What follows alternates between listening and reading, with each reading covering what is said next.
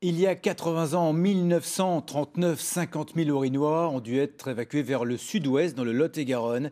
Les archives départementales ne possèdent que très peu d'informations sur ces moments de l'histoire. C'est pourquoi ils ont voulu réaliser un petit film avec les derniers témoins de cette période. Stéphanie Malorand, Eric Kleinhofer.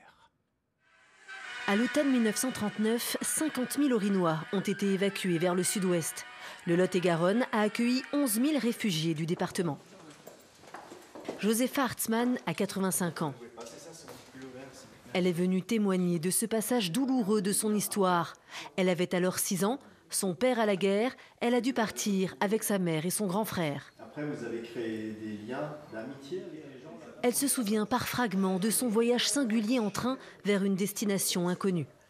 Il n'y avait rien à boire et à manger, il fallait s'arrêter dans les gares où il y avait de l'eau. Alors maman nous lavait, ça je me rappelais.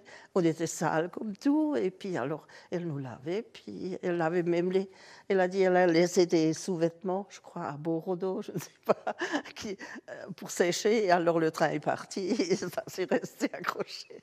Face à la caméra, Josepha raconte aussi la tristesse de quitter son village natal d'Urschenheim précipitamment. Mais elle garde de bons souvenirs de ces 5 mois d'exil.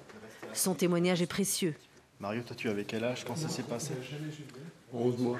Comme les 7 autres attendus pour un documentaire commandé par les archives départementales. Il est très important pour la région et pour le département et pour les villes de garder la mémoire de ce qui a fait la vie, si vous voulez, de leurs concitoyens à un moment donné et de voir comment cette histoire et cette mémoire peuvent s'inscrire dans une durée un peu longue en maintenant des liens et en essayant de comprendre comment les choses se sont passées avec le recul nécessaire que l'on peut avoir maintenant. Au retour, certains ont trouvé une situation difficile. Les archives départementales préparent aussi une exposition de cet épisode marquant de l'histoire pour l'Alsace et le Lot-et-Garonne, 2 départements jumelés depuis les années 50. Au moment de l'évacuation.